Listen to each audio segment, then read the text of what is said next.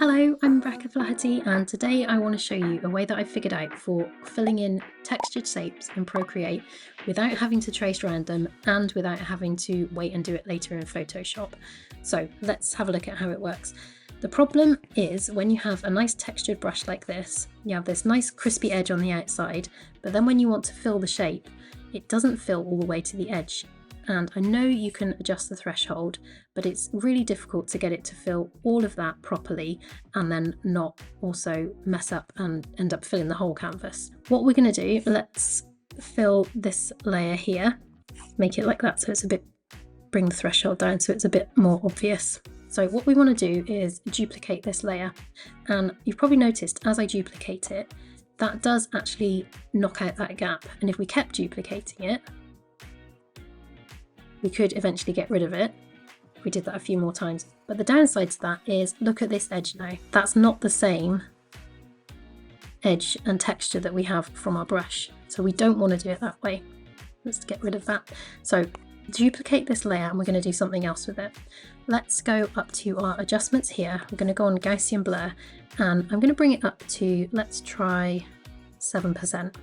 You might want to use a bit more or a bit less depending on what brush you have, what size it is, what canvas size, so do some experimenting with this.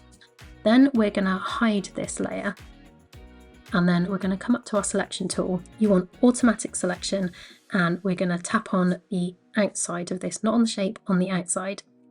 And what we can do is drag across on the screen and that changes the selection threshold. So as you move left and right on the screen, that adjusts your selection. And what you want to do is bring the selection in enough so that it comes in past our nice textured edge and leaves that alone. But we still want to have this edge that we want to fill visible.